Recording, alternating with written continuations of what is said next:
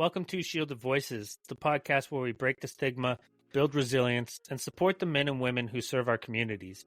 I'm Mitch, a dedicated law enforcement professional with over 8 years of full-time experience and a combined 15 years of experience in law enforcement. My journey began as a police cadet, a reserve police officer, and now I am a full-time deputy. I am a defensive tactics instructor, an emergency vehicle operations instructor, and a former drug recognition expert. Now, I'm here to share the conversations that matter the most. And I'm Brian, a deputy with over 15 years of service. I bring my experience as a defensive tactics instructor, emergency vehicle operations instructor, field training officer, a member of the riot team, as well as the narcotics team as a liaison. I'm also a veteran of the United States Army, and I am passionate about faith, family, and supporting our brothers and sisters in law enforcement. Together, we're here to share stories, insights, and real talk about the challenges and triumphs of life in law enforcement. Whether it's breaking down the barriers around mental health, reflecting on our own shared experiences, or providing tools for growth and recovery, we're here to have the conversations that matter. Our goal is simple: to support first responders, foster open communication, and remind everyone in this community that they are never alone. This is a space for growth, connection, and building stronger voices together. Thank you for joining us. Let's dive into today's episode where we continue to break the silence. Welcome back to another episode of Shielded Voices. If you caught part one of our conversation, you already know we had the privilege of sitting down with Janeen Baggette, a retired law enforcement officer, expert K9 handler, and dedicated advocate for first responders. Her story is nothing short of incredible, from her years of service in law enforcement to her impactful work training service dogs for those who need them most. In this episode, we pick up right where we left off, diving deeper into Janeen's experiences and the powerful mission behind K9's for freedom and independence. She's got some amazing stories, hard-earned wisdom, and insight that will leave you inspired. So sit back, grab a coffee, and get ready. This is part 2 with Janeen Baggette on Shielded Voices.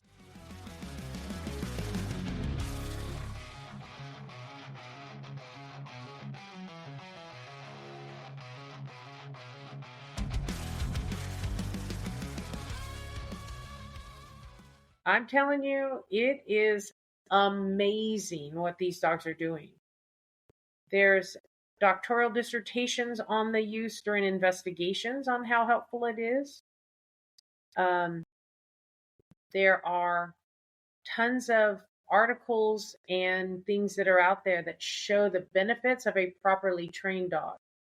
And what we are doing is we are doing it in a way that is like any other type of police canine or fire canine, whatever. For liability purposes for the agency, there's a certain guidelines that we have to follow if we want to maintain proper professionalism and liability for that agency. Right. And so for our conferences, my dogs will only go to an agency. And the dogs that come to our conferences, they have to be a agency represented dog. So if your agency allowed you to bring your dog to work and now you're wanting to bring it onto your peer support unit, whatever, we have to have a copy of the MOU that shows that, yes, this dog is representing the agency, and it's signed off by the supervisors. And the certification that we do is only for those same types of people, and it is yearly. So it's not a one and done. There is prerequisites for the handler. There's a written test that the handler has to take. But in general, most of it is things that you're going to already know as a peer support member, or the training that you're already going to have had. And if not, you need it. So, right. Yeah. Do you guys accept federal grants? Yes, I've got my sam.gov number. I've got my DUNS number. I can do, all of that. It's definitely an avenue that we're wanting to get into. So, yeah. One of our former deputies wrote a grant and it got denied. Okay. Like the dog was paid for and everything. Right. but then our agency just said, no, we're not going to do it. Not interested. That, unfortunately, is the majority of the problem that I see. Is the agency is the holdback. It's not the individual trying to do the research. It's the administrators. Right. Because there's certain guidelines that they have to go by. And what I'm seeing across the board is for these agencies, they think that they can just go out and get a sweet, nice, supposedly friendly dog and call it the agency therapy dog. Well, number one, they're going to get themselves into a lot of trouble liability-wise because you've now brought this onto your agency. So now it's considered a canine. Whether you like it or not, it's a canine because FLSA doesn't state narcotics canine. It doesn't say, patrol dog canine. It doesn't say anything. It says a police canine. And then these are the things you must do to basically make it legitimate.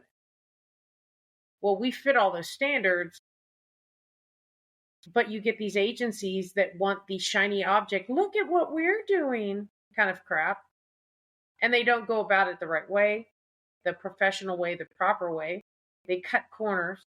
And then I've heard of it more times than not that you get a dog that is friendly and it comes to work with someone and it's not controlled and it's running around, it's doing all these horrible things at work.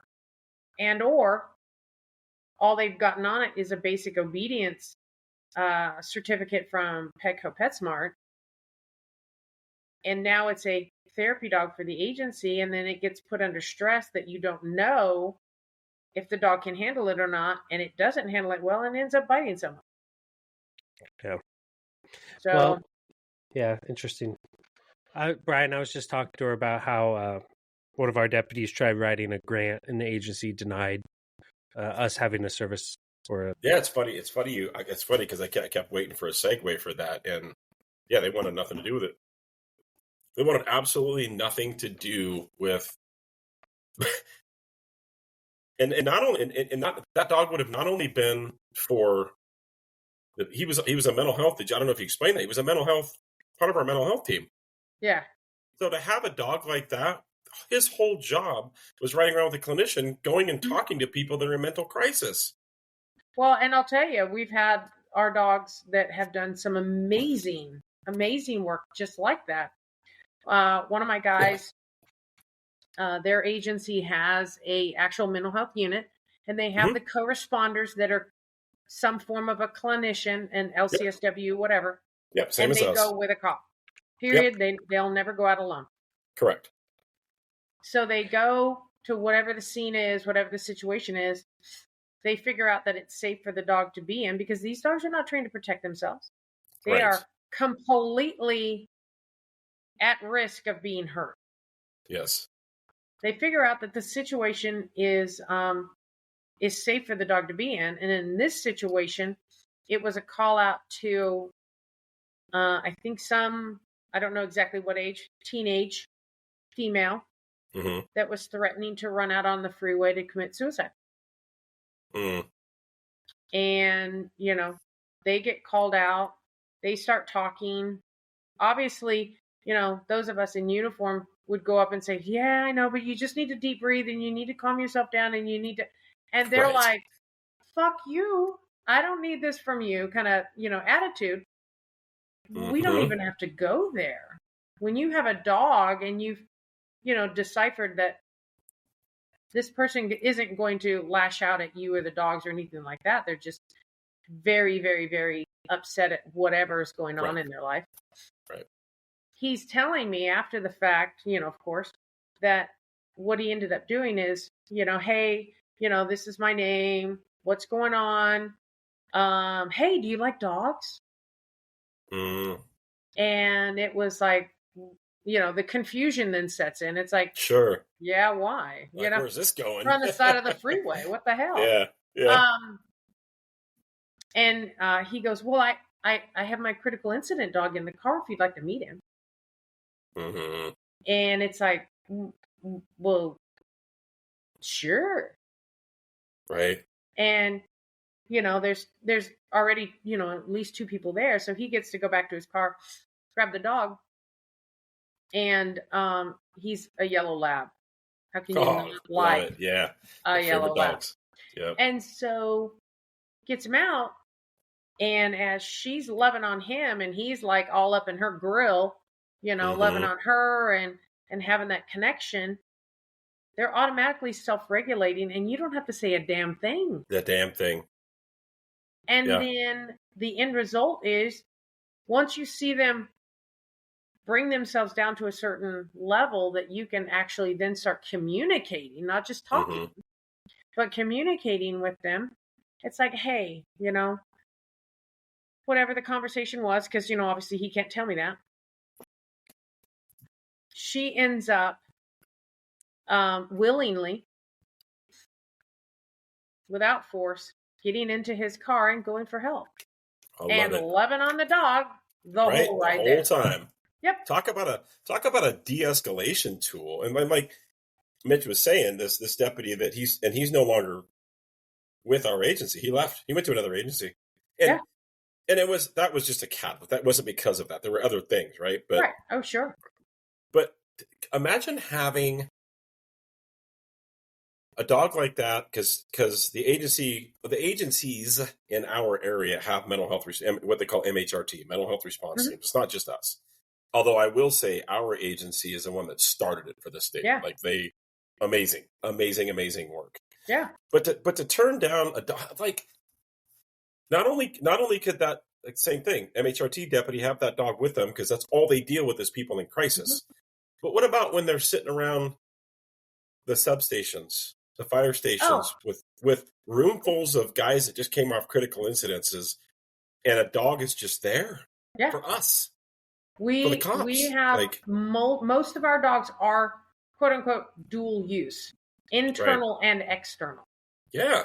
And I mean, it's happened time and time again when they know the dog is there and they'll call down to the wellness unit or whatever that, agency calls their peer support team. And they're like, hey, and then they'll ask for the dog. Is the dog there today? I love that. And so now you've got people that you may not have identified as having an issue that are coming to you. They're finding you. You're not having to find them or figure it out when it's too late. But they're calling you saying, hey, I'd like to come down. I need me some. And one of the dogs is named Will, and he's at Oklahoma City PD. I need me some Will time. Yeah. Come on down. Yeah. Yeah. And we all know, like, anybody that even remotely uses a logical thinking part of their brain knows that we see service dogs more now than ever. In Home Depot and veterans, especially and the fake ones. Yeah. It's like, so if we know that it works, and we know it's a thing for veterans, right? And we also, everybody knows that law enforcement, the accumulative acute traumas are vastly different than veterans. Not to take away from veterans. I'm a veteran. You're a veteran. It's totally different though. It is. It's different, and it's more. If I'm being honest, it's more. Yeah. And there are. So it's like, that's what kills me. It's like, we know that it works for veterans, right? But no, we're not. No. You mean it's a grant, and the agency and the taxpayers and the county won't have to pay shit, and this dog is going to help not only the public but the people in your agency, and it's a no? Yeah. Why? They don't have a good reason. They don't. They never do. It's just easy to say no, and it's just No, so it frustrating. is absolutely sickening. And this is where I get on some of these larger agencies. The last dog I placed was with a very small agency that had under 10 officers total. Wow. And they got it all. The initial funding of it was all by grants and donations. Right. And this dog has already made huge strides in the connections that he's made in that local community. Prime example, I use this one a lot because The handler's green. But for her to have the forethought to go, fuck it, let's see where this goes. Yeah. Because she is a member of a local PD that has SROs. So it's not a school PD, it's an actual city PD. Right. She's walking down, from what she described to me, she's walking down an empty hallway because class is in session. Nobody's really in the hallway, walking down, and then all of a sudden, her dog just starts pulling her, and it's like, what the fuck, dude? What? Like the dog's tracking somebody? What the hell, you know? Right. And she's explaining to me after the fact. She's like, you know what though? This is absolutely out of his norm. I'm gonna let it play out to see where it goes. Yeah. And he's pulling her down this empty hallway, and then it looks like he's going towards a certain doorway on the off the hallway. And before they get to it, out pops this little girl that's like 7-ish, 9-ish years old. And now he's like, okay, it's not the door anymore. It's her. It's her. And then she's walking back down the hallway the direction they just came. He did a U-turn. And he followed her all the way back down the hallway, X amount of length of, the school office is typically in the center of one side of the school. Yeah. Follows this girl back down the hallway where they just came, in through a few doors to the counselor's office. She sits down. He gets like right up to her and is like interacting with her as she's sitting in the chair in the counselor's office. And the counselor turns around and goes, oh, I was just getting ready to call you. But you're here, so I don't have to. Wow. And come to find out what happened, the whole situation is that child's mother attempted suicide the night before. And so that kid was just full of grief and stress and angst and whatever else you want to call it. I can't even. Dogs are such a. And my wife, God bless her, 31 years, we've had 2 labs. I'm not allowed to have any more. Yeah. Well, and I'll be honest, it's kind of nice now. We can just pick up and leave and go to Arizona or do what we want. But what I will say is, especially the dogs, like even an untrained dog like that. Yeah. They know. Like we shortly after the infamous day of August 6th for me, obviously I'm in the darkest place of my life, in a place that I never thought I would be in. The fleeting thoughts of taking my own life, everything that comes with that, right? Yeah. I went down to very, very good friends that I grew up with live in Arizona, I love it in Arizona. Shout out to Ryan and Deanna. Love you. I'm going there next month too. Anyway, while I was down there, they've got 2 dogs, a lab and then like a chow lab mix kind of thing. And they're great dogs. They never want, and I'm a dog lover. Yeah. I've always been a dog, but they've never wanted anything to do with me. They're like, yeah, whatever. And I'm not kidding you, Janeen. For the 5 days I was there, both of those dogs never left my side. Yeah. It was the craziest. Yeah. Like Charlie, who's this giant charcoal lab female, and she's just jacked. Like, would not. I go out and sit by the pool and read my Bible and do yoga, and that dog would not leave my side. You're gonna do downward dog, right? That's right. Yeah. Well, then she didn't like it when I did cat cow. No, I mean, if we're gonna do those kind of puns. But yeah, it's just incredible. Yeah. The sense that dogs have, and then to have somebody like you with your expertise actually like hone them in on that, like, so awesome. Yeah, it's pretty cool. The conferences that we have, we bring in, teams from all over the country, whoever wants to come and, and really hone in on some of those skills. And we put them through the ringer. We want to prepare them for the worst case scenario, because you just never know. And we've had handlers at some of these conferences in the past that are like, but I'll never do this with my dog. And it's like, how do you know that? Yeah. You could be going to a funeral and end up dealing with a DV in the midst of it. Yep.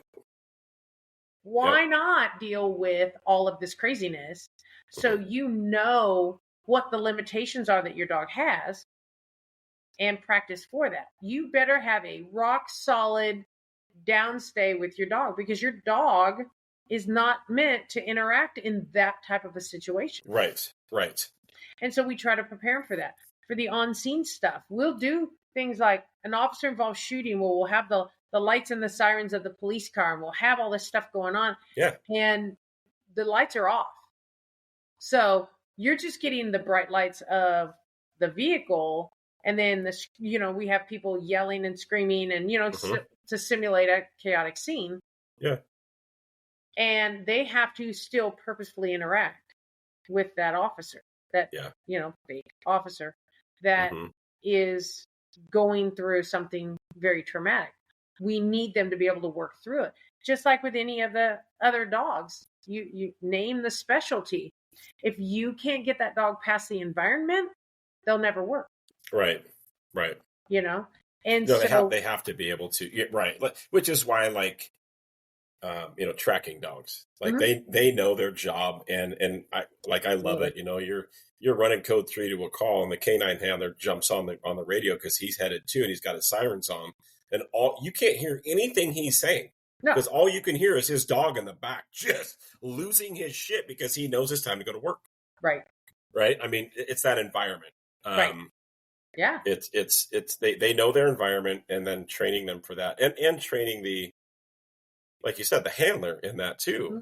It's interesting that as Mitch and I are both instructors for survival skills, defensive all the ninja stuff, and we design scenarios, and there's nothing more disheartening to me, because you mentioned somebody will be like, well, but I'll never be in that situation, or my dog will never get used for that. I'm like, I always look at them and I'm like, do you know what you do for a living? You can't say that's never going to happen. You can't. I had one guy, he's retired now, love him. One guy during defensive tactics sessions, he'd been a cop for probably 15, 20 years at the time. And he's like, and we're training some takedown defense. I don't even know what it was. And he's like, well, that'll never happen to me. I'm like, what do you mean? He's like, well, I don't let people get that close to me. I go, until they do. He goes, yeah, but I don't let people get that close to me. I went, okay. And I ankle picked him and set him on his ass. And I went, what happened? I thought you said nobody could get that close to you. I just did. Right. Don't say that it's never going to happen. And right. Especially in what you're doing with these dogs and training these handlers. Because it's a team. You both have to have the training. If you have, and I've seen it, especially at some of the different scenes that some of the handlers that I work with, or some of my own handlers that have my dogs, you end up on a mass casualty situation. And if you don't know what to and what not to say, and then your dog doesn't know its job and how to work in that chaotic environment, you're going to make it worse. You're going to make it absolutely worse. And that's what's happened on a number of cases. That's why I'm working tightly with CGIS to make sure that we get this covered, because we've got civilians that are completely unaffiliated. And I don't have a problem. I have civilians that are handlers, but they're employees of an agency. Oh, got you. But if you have an unaffiliated civilian who's not part of an agency, you have no background check on this person. You have no idea of their training. You have no idea of training of the dog. And then you're letting them in to these confidential locations where you're giving out all this private information, case information, because the case obviously is hasn't even been adjudicated yet. It's just happened within the last 24 hours. Right. Yeah. So you're violating all this CJIS stuff, which comes out of the FBI. Mm. And you have these people showing up, and you have organizations that call themselves something similar, and they're just showing up, or and this is where I see it even worse yet, is these law enforcement agencies are allowing it. Right. Because they're so traumatized by the situations that they can't. Under most states, there is laws now. I think there's 30 states now, approximately, that have a peer support law. Yeah, good. For first responders. That if you're a first responder with peer support training, if you end up on scene as a peer support person, not an investigator, but as a peer support person, that you are covered as in a LCSW, a counselor of some sort, and they can't mandate you to testify. Right. Well, if you don't have that background in training, number one, you've now opened up the agency for both legal and financial penalties. You've now added yourself to the witness list, and you've now allowed whatever you heard that cop said into evidence. Right. Now you've just screwed him all over again. And during a very horrific, could be horrific situation. Like venting and just word vomiting and We teach at these conferences, and I'll get to that question, I promise. We teach these handlers about when you go to a situation. An OIS is a prime example. You end up on scene, you have your dog with you, and when you show up, obviously you check in with whoever's in charge of the scene. Hey, I'm here to see whatever the officer deputy's name is. And the first thing you're going to do is you're going to size them up. Do they still have their body camera on? If so, it gets popped off and it gets put into their driver's seat. And then you go to another vehicle that does not have any recording devices, or you go off to the side someplace where there's some privacy. You're not asking any questions. You're not allowed to ask any questions about the case. But you do need to check on, hey, man, how you doing up here in your head? Yep. How's everything going up there? Have you called your spouse, your kids, your whatever? Have you gone to the bathroom lately? When's the last time you ate? Water, right. And then, hell yeah, let's fill out some workers' comp paperwork, because that shit needs to start happening. Yep. Right now. Yes. Now. And, we'll start that process now. So, because I'm not asking any questions on that case, in this situation, if they blurt out something, I'm not documenting it. It's not my place to document. So even if they do ask, hey, did they say anything? Shit, I don't know. I don't record anything. There's no recording devices on purpose. Right. Kind of stuff. But then too, let's say it's the opposite, and you're going to a case where there's a victim of a crime. Now you're flipping your hat, and now you are going as a pseudo investigator, because the dog, and I've got a doctoral dissertation on it. An agency out of Florida showed that they were able to go from approximately 30% information without a dog during a investigative interview to over 80. Oh, wow. With just a dog. Because they properly trained. Sure. You clear the fog, and the brain works better. Yeah, sure, and absolutely. That's typically what happens. Cortisol kicks in the fog of the brain, and you lose your ever-loving mind. Yeah. And so there's things like that. So that, yes, you are going to document everything. You're going to, all that stuff. But on the other case, you're not. Are you still going to document on an OIS that I was called at this time to come to the scene, I got there at such and such time, and I left at such and such time? Yes, because you need to document you were there. Right. And you need to document in case something happens, maybe your car gets hit, or maybe you got a flat tire, or maybe who knows what might happen. You need to document that you were there, much less for pay. Right. Because you're going to get paid for that.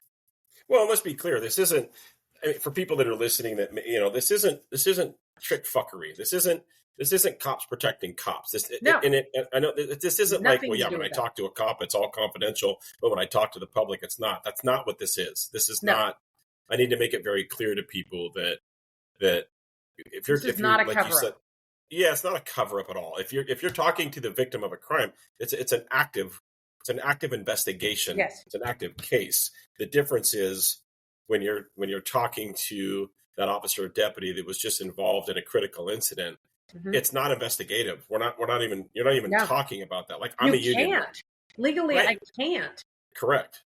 It's similar to when you're dealing with a juvenile. There's certain rules you have to go by. Right. Exactly. To be able to talk to them. Right.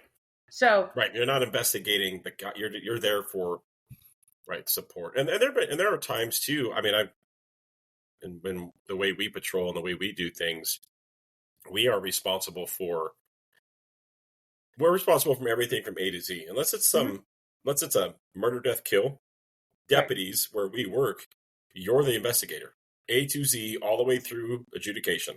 Yeah. Like, deputies predominantly that have left our agency and went to the large metro agency are detective sergeants inside of 2.5, 3 years because of our investigative training, right? So there are times where even as investigators that we're just being compassionate with people. It doesn't go into a report because they just need somebody. Right. No, absolutely. So, absolutely. Yeah. As for that question, we don't give out where our dogs go. Oh, okay. Because they're representative of that agency. Right. And I never know when or if those cases are adjudicated or whatever.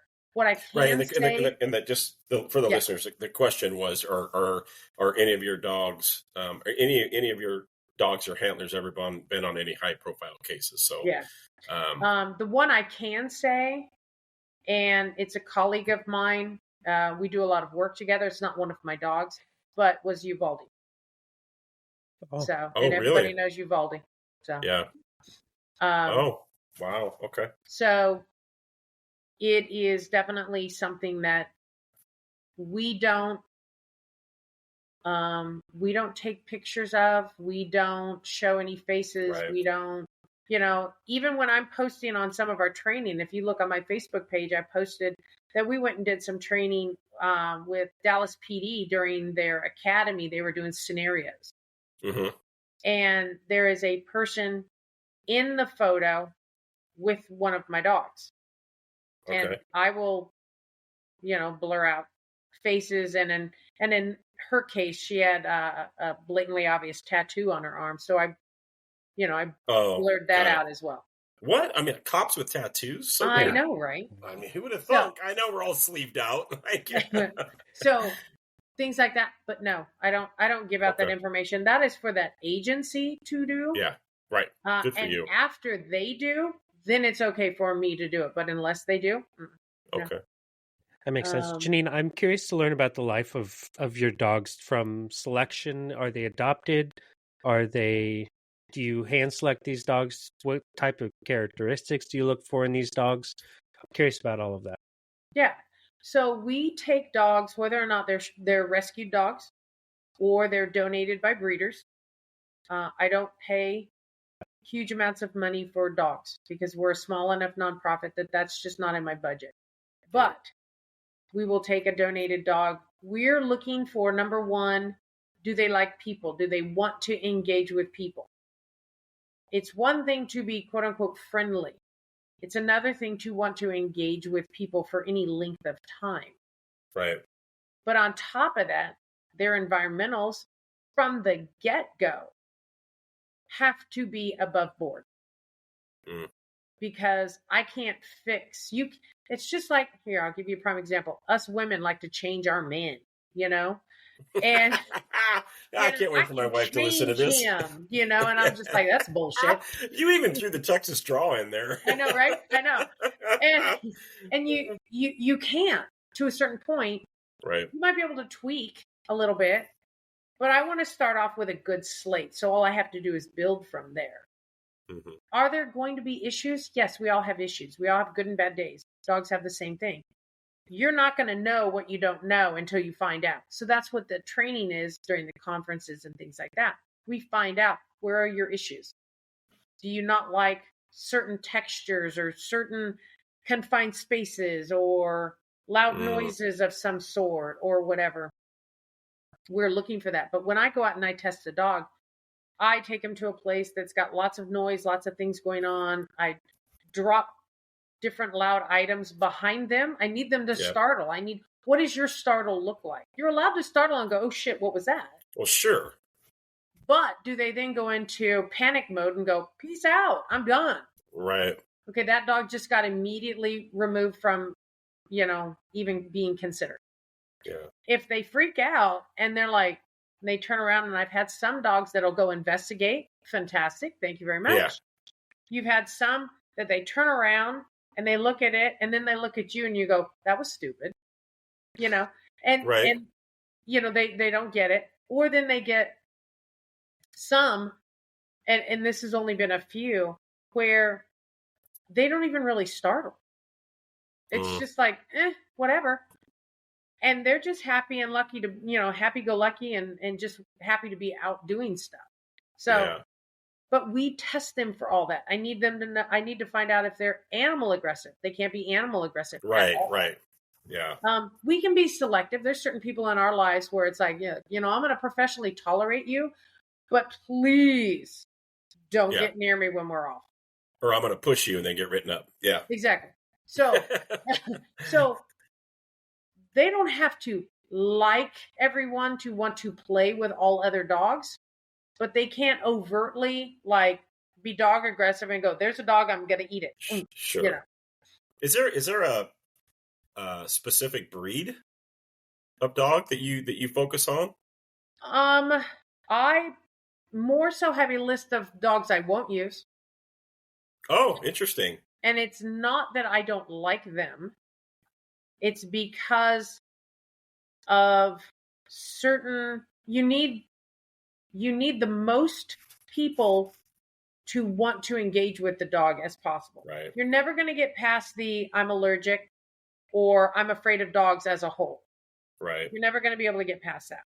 But you can get past the I'm afraid of pit bulls. Okay, so I don't use pit bulls. I don't have a problem with pit bulls, but I love them. They're sweethearts. Yeah. Yeah. No. Very, very few pit bulls are mean, but they have a stigma. So I can imagine for you don't want a dog that's got this stereotype. Honestly, society is stereotyping because pit bulls are just sweetheart dogs. Absolutely. Gentle. Yeah. I've got an agency that had a dog, and they now come to my conferences, and they go through the certification process with the third party national certification that I helped design.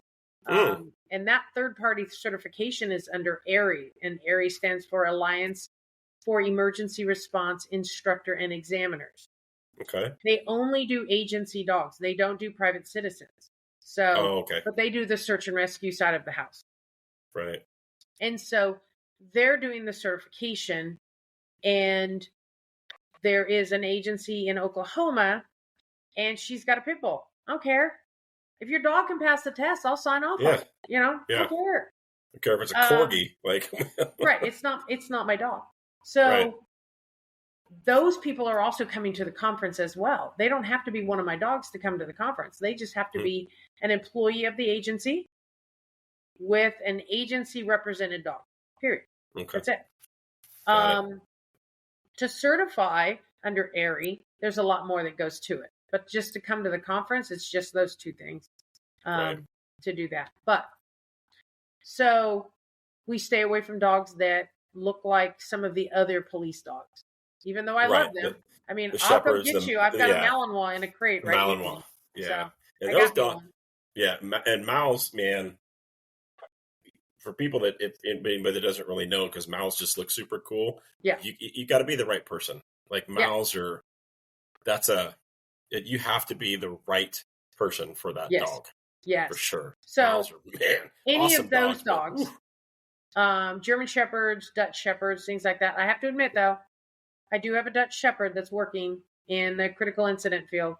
Oh. And funny as I'll get out, and I'll actually name the agency because I just love them to death. I love my girl. Yeah. It's Kansas City, Missouri Police Department. Oh. And my girl Kimberly is Rowdy's handler. And she, I told her, I said, look, the only dog that I have right now that could fit that role is a smaller Dutch Shepherd. I said, he's super sweet. He loves everyone. Environmentals are great. But, and she's like, well, send me some pictures and, whatever. And she fell in love with him. And she's like, look, he looks a little rough around the edges, just like all of us. So no big deal. Yeah, perfect. So, yeah. But, so he's there. And everyone else is, I've had labs, lab mixes, golden retriever mixes. I've got a Catahoula leopard dog mix. That one's I don't even know what that is. It's the Louisiana State Dog. Oh, okay. It is the full name of that breed is Louisiana Catahoula Leopard Dog. And is it I'm guessing it's a big dog, like they were originally bred to hunt leopards? It's a hunting breed. Yeah. And they're mottled or merle color. Okay. So drop dead gorgeous. And this guy was out of the shelter. Oh, interesting. Yeah. So a lot of the dogs, quite a few of them have come out of the shelter, out of rescues predominantly. Mm-hmm. And I've gotten some donated by the breeders as well.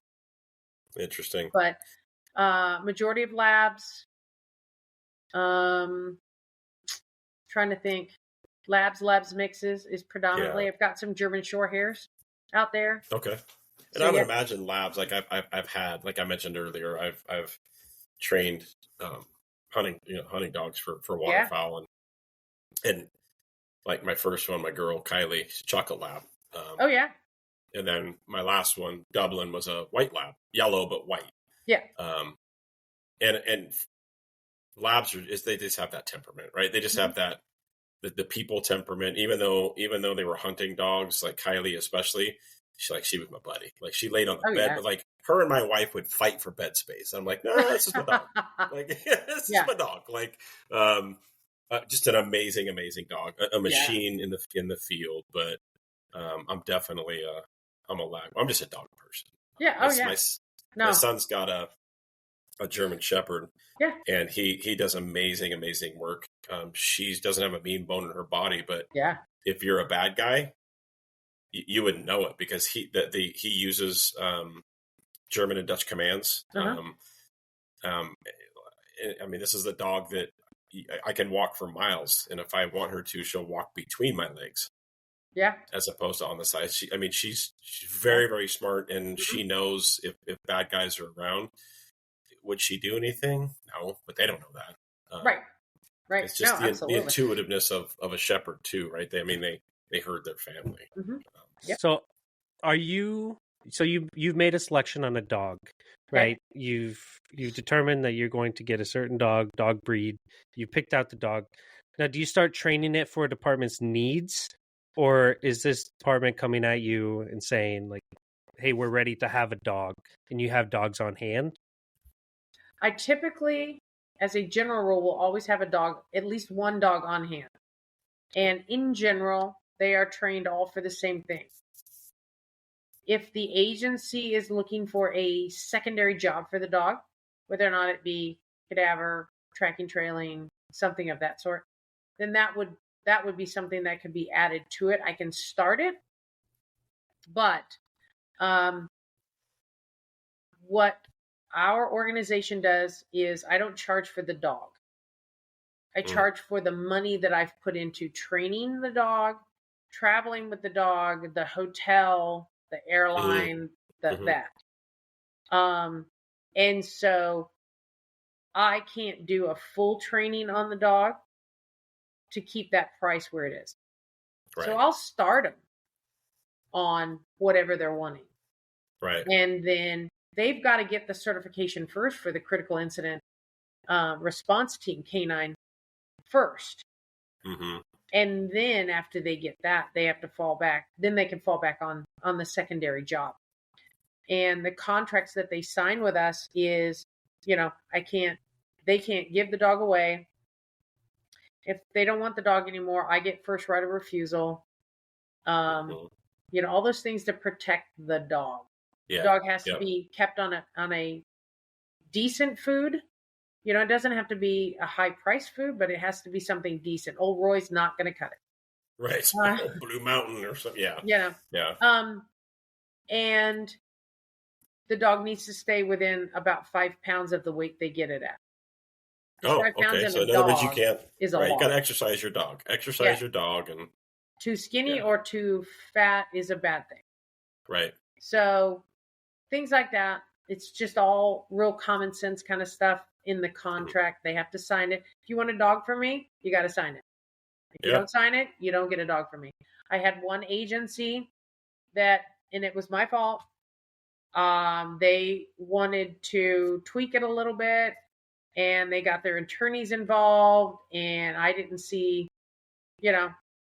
I didn't look at it as close as I could. Right. And so it burnt me. Oh. And unfortunately, they don't see a need to certify the dog. So needless to say, I now am to the point of, if you don't sign the contract as is, you don't get a dog. Yeah, move on. Go someplace else. Yeah. So. And are you predominantly, is it just providing dogs to agencies, or it is just agents, just law enforcement agencies? Because then I can more guarantee that dog is going to be well cared for. Right. That was part of the problem I found out in the handicapped service dog world. A number of my dogs were either blatantly or abused or neglected to a point where nope, not going there anymore. Yeah. Okay. Interesting. Well, yeah. Is there years of service? Years of service for the dogs? Yes. It really depends on the individual dog. They're not getting the pounding on their bodies that the patrol dogs are getting, or that the narcotics dogs and stuff are getting. But they are getting the mental stress. So it really depends on how well the dog is being made to diffuse it within themselves. And in general, that individual. But I would say at least a minimum of 8 years. And our dogs typically start out, I ask for, because if they're coming out of rescues and shelters, approximately 2 years old is what I want at the oldest. And, sometimes that's a little younger, a little older. And I can see not going older than 2, but why are they? Do you find them easier to train at that age? They're past all the growing. Oh, okay. And I can get straight into training. Okay. Versus having to, wait and move things around depending on if they've done a growth spurt or whatever. Yeah. Yeah. Yeah, that was one of the things that I ran into with the hunting dogs, right? I mean, it's sit, stay, come for a long time because they're puppies. I mean, you can't overload them like that. And I know working dogs, I think that 8 to 10 average for any working dog, whether it's a hunting dog, tracking dog, because their body's getting beat up. I mean, I know for both of my dog. Well, my white lab, he actually made it to 14, but he was not the working dog. He was not the same. He wasn't the same level of working dog that my Chocolate was. She was 10 years old, and at 10 years old, you would think she was 50. Oh, so she was. So our live stream listener has a question: Is there a no breeding clause in these contracts where they can't? They all have to be spay and neutered before going to their agency. Okay. Yep. Gotcha. Okay. There's no ifs, ands, or buts about it. The focus is the job. So they will get spay and neutered. Most of them are coming from rescues anyway, and there's no need to breed that. Right. So. Right. Yeah. I mean, yeah. It just yeah. Is there, and it's again, like you can see these questions that are popping up Oh, yeah. too. Is there, we'll get into like the question is like, if somebody wants to donate to your organization, how do they just go to your website or how do Yeah. they do that? They can just go to the website. There is a donate button on there. They can, that's probably the easiest way to do it. Yeah. Okay. Yep. Okay. Well, I mean, Mitch, I think this is a lot of super cool. And I was so stoked. I couldn't wait for this day. I'm like, it's been probably a couple months since we've been trying to put this together and find time. And, I was super stoked to finally, when this all came together. Cause like I said, I was telling Mitch and reading your bio, I'm like, this is going to be a no bullshit lady. I can tell. And you are. Yeah. Right. I love it. Absolutely. Love no, it. my basic motto is dogs rule, people suck. Right. It just is what it is. Yeah. Unfortunately. That is the truth. Do you have any events or anything coming up that people can look into or maybe be a part of or? Our conference is going to be in October in Oklahoma City. That is the 30th of September through the 4th of October. Okay. But I'm going to be presenting and speaking at several conferences across the country this year. So far, the Working Dog Magazine conference, it's in Nashville. I'll be at the Street Cop Training Conference in Nashville. I will be at the ICISF World Congress. That's in Baltimore. Teaching a class on these dogs. And I don't have all the details yet, but we're planning a conference in California as well. I've been asked to put on a full week-long conference there for the dogs that are closer to the West Coast. Right. So you got a lot going on.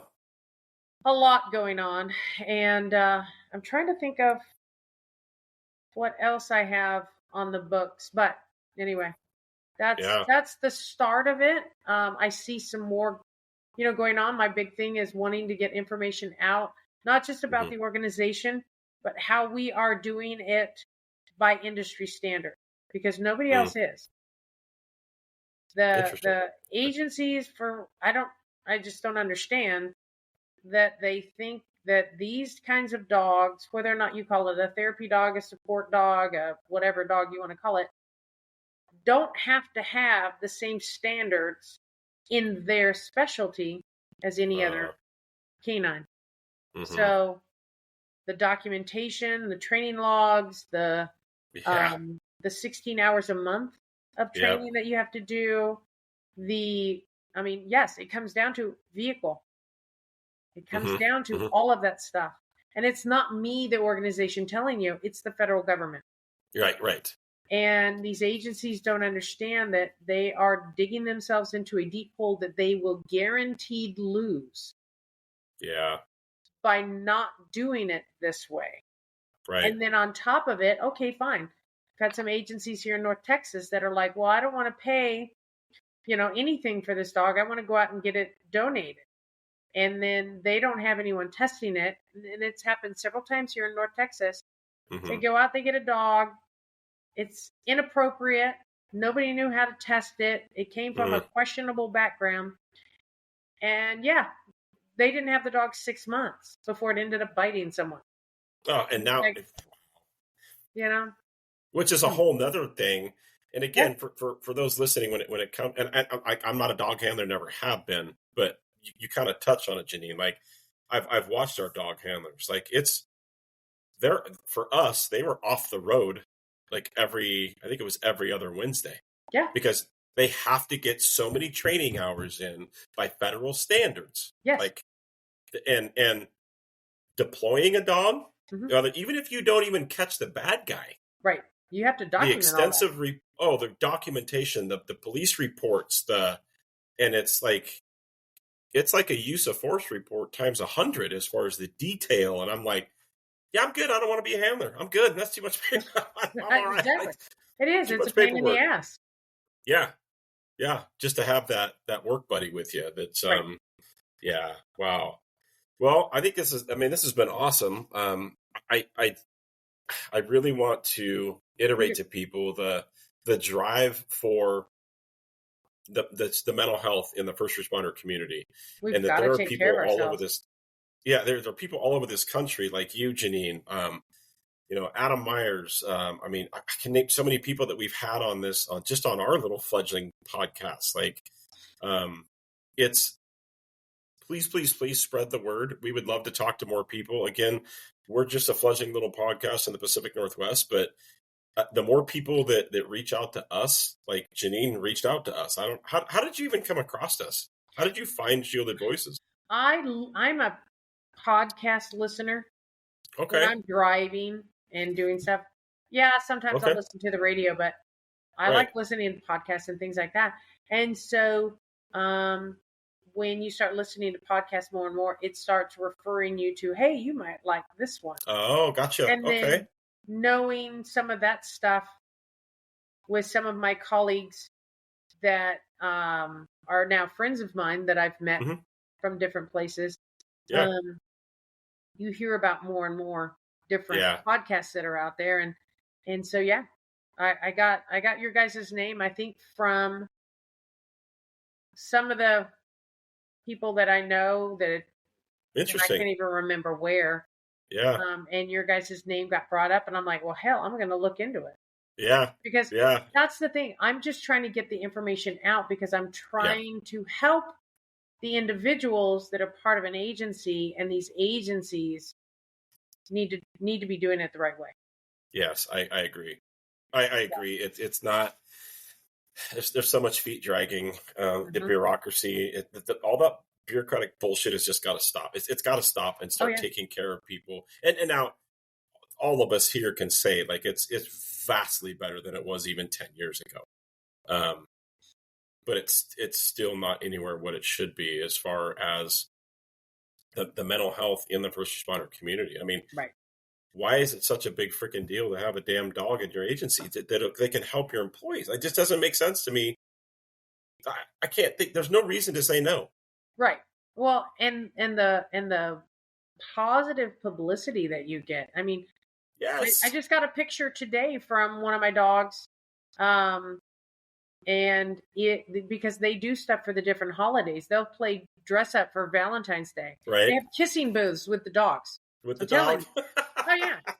Because it's Right. just like, hey, let's be silly. Yeah. Show that we are human. Yeah. That's what we have to do, because we have feelings too. We come from the same community. Mm-hmm. And, so silly things like that. Or maybe it's some sort of a community event. And these dogs are purposefully supposed to be engaging with your community, which means you have a higher liability possibility of, having that contact with a person. Right. I mean, at least with the patrol dogs, they only really get them out when there's a bad guy. Yeah. Exactly. We had, we've had a couple of patrol dogs that were amazing tracking dogs, but it's weird. They could be in our briefing room and just lick you to death. They were just super friendly, but when it was time to work, they knew it was time to work. Oh yeah. But there are also those tracking dogs that I've worked with that me as a cop, I'm like, I'm going to tell you right now, you let your fucking dog out of that car, I'm going to shoot it myself because he's a mean son of a bitch. Like, they're just mean. I still have scars from doing some canine quarry from a dog who's long. That dog was the devil. He was the spawn of Satan. An amazing tracking dog and did his job, but same team, bro. Same team. Yeah. Yeah, stay back. Yeah, same team. Stop biting me. Yeah. No, absolutely. So, well, and if you guys are having something and you want me to bring a dog up or something, or maybe I can collaborate and get a couple of us to come up and visit, then let me know. Yeah, because I could, like I said earlier, I'm done with the career. I'm out for the sake of my own mental health and my marriage and my family, and I absolutely understand that. To what I know. And again, full transparency, they wouldn't take me back after all of this. They wouldn't, and that's fine. They're done with me. I'm done with them. It's time to move on. No.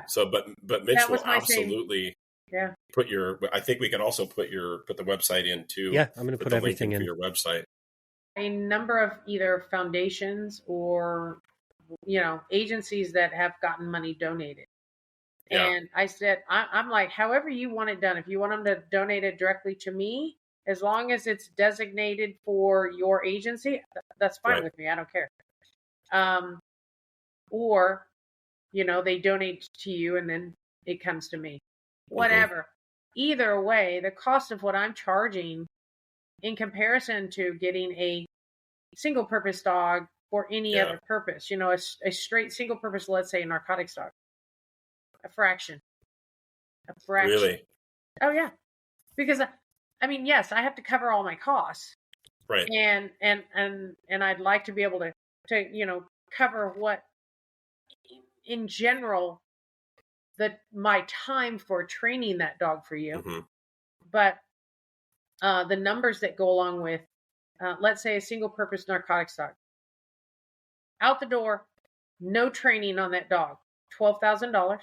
I was just going to say 15, but yeah. 12 to $18,000. Yep. If it's a dual purpose dog, it's even more. And then you have to send the handler to 6 weeks of training with the dog to train the dog for yourself. And train the handler. Yeah. To then certify. So that means the person's gone. You're still paying them. Yep. You're paying them per diem. You're paying overtime for someone to backfill them. So you're doing all these things. Do the math. Yeah. So you're talking $30,000 and you haven't even gotten to the car yet. Right. I know our agency does they have certified trainers. So our agency is the one that trains the handlers around. And you're lucky. Yeah, the metro area, right? And ours is the dog and dog handler school for this. Like, let's say, Mitch gets the spot for the next K9. It's 10 weeks. Yeah. And he's off the road for 10 weeks. Right. Yep. With that dog. And I don't know what the percentages are, but over my career, I've seen a lot of the times that say Mitch is a new handler gets this dog. They're 5 weeks into it, but the dog doesn't work out. Mm-hmm. Now they got to ship the dog back, buy another dog, start the 10 weeks do it all over again. That happens. Yeah, that happens a lot. Exactly. So when I'm getting these dogs, I can fail them while I'm training them. Right. So when you guys are wanting a dog, it's already a dog that'll make it. Yeah, right. It's got the foundation. And then I try and pick the best applicable dog that I have for what you're wanting. Right. Yep.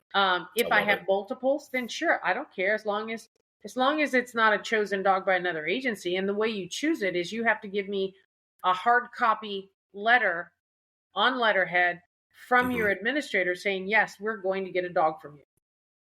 That's the only way to do it. If you say verbally that you want to get, I'm not holding shit for you. Right. Yeah. I've got agencies that I've been working with for over 2 years and they've not pulled the trigger on it. So no, not holding the dog. First come, first serve. And then I tell them, this is what I have.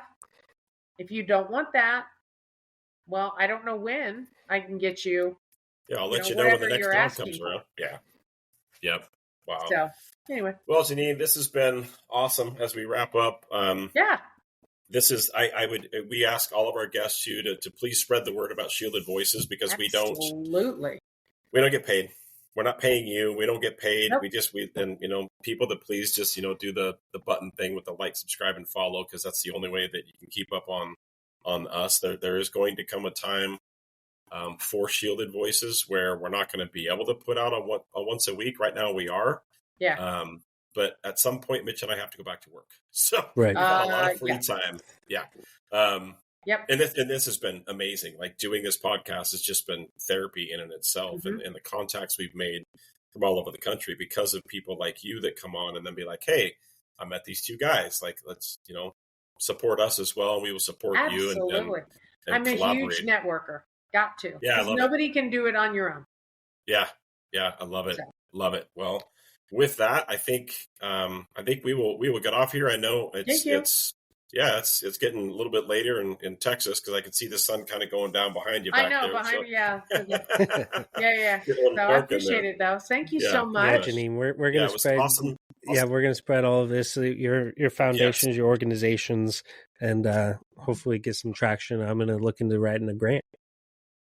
No, I appreciate it. All the help I can get because, there are some of these small agencies, and it's nice that when I have groups of dogs, even though they're at separate agencies, Mm-hmm. they all help each other out. They're all helping each other doing this stuff. Networking. And you got it. And that's the way it's. And when it comes down to the fundamentals, that's the way it should be. Exactly. I don't care what color uniform you're in. In the culture, like I've said before on past shows, like the way I was taught in the military is you stand in a circle and lock arms. Take care of the person on your left and then take care of the person on your right for the rest of your life. And you won't have all this bureaucratic, dramatic bullshit. And good men and women will still put that uniform on every day. And they still are. There are some good ass cops out there. Yeah. Oh, yeah. And unfortunately, you get these, I'm salty. We'll call it what it is. You get the salty guys that are still running a gun and still want to do the mission, and they're running them out. They're running them out. Well, they ran me out. I would have loved to have done more and whatever, but you know, whatever. And the machine will move on. They don't give a shit. So hell no. No, the minute I was gone, I got no phone calls. No. I got nothing. Not even from the K9 group of guys I trained with. Nothing. Yeah. There's one of those guys that's maintained a little bit of a relationship, and he's a nice guy, but you know. Yeah. Well, and that's what I'm learning too, and I'm only 8.5 months into this whole journey, this whole mental health journey for me. What I'm finding is, there's this whole community of people out there that are just like me. Yeah. Like meeting you and hearing other people that have dealt with the same shit. It's like, okay, that's an agency, man. There's a whole community of us out here that are still family. We're still, that's the thin blue line. Yes. That to me is the thin blue line. Yes. Is this what's happening right here? Yeah. So, no, absolutely. Look into for some of the stuff that you're going through, and it, obviously it's none of my business, but I used it, and I'm actually, I'd say fairly good friends with the president of the company. Is 220. 220. So it's 22ZERO. And let Pamela know. She's the big guns for the company. It's a nonprofit. Okay. Look them up. I will. Tell her I sent you. I will, for sure. Amazing, and it's free. Oh, really? It's free. It's free help. Oh, I love it. I love it. And I'm going to send you any first responder, doesn't matter who. It's free for all of you. Oh, I love that. Yeah. So and I'm going to send you a YouTube link too. It's just a quick news story that'll kind of give you a little insight to what me happened. As a deputy. Yeah. Not really what happened. Just kind of like this is me as a person. You'll see. Yeah. It's a feel good story. It's a nice. It's a pretty cool thing. But I will always send it to you right now. And then we have emails. Let's keep in touch. For sure. We will for sure stay in contact. Please. Yeah. Mm-hmm. Anything I can do, please. I'm here. So I love it. Do anything to help. Love it. Awesome. All right. Well, with that, thank you all for listening. Please like, subscribe, follow, and please go check out Janeen's organization, K9's for Freedom and Independence. Amazing organization. You're a 10. I'm just going to say it to your face. You're amazing. You're awesome. Like I feel so blessed even to meet you and Jennifer, our listener, is literally typing, "What an amazing woman!" Like this has been awesome. Awesome. I love you guys to death. I don't, we're not blood family, but I've had a couple people in my life that aren't, and I'm even closer to them. Yep, amen. And if you're ever in the Pacific Northwest, hopefully you don't ever have to come up here because it's a shithole. If you are, email us. However, I do go to Texas probably more often because I landed at DFW before. And if my next trip, I will definitely hit you up and grab lunch or something. I'll bring down a couple dogs and you can get dog piles, literally. Yes. Literally I'd get love that. dogpiled. Yes. I'll be I'd love joining it. Brian. All right, Jimmy. Yes. Yeah, There you yeah. Maybe we just make a Texas trip, Mitch. We should do it. All right. All right, Janine, Awesome, thank you so Well, much. Have a All right, have guys. a good rest of your week. Thank you. Take care. All right. Bye. Bye.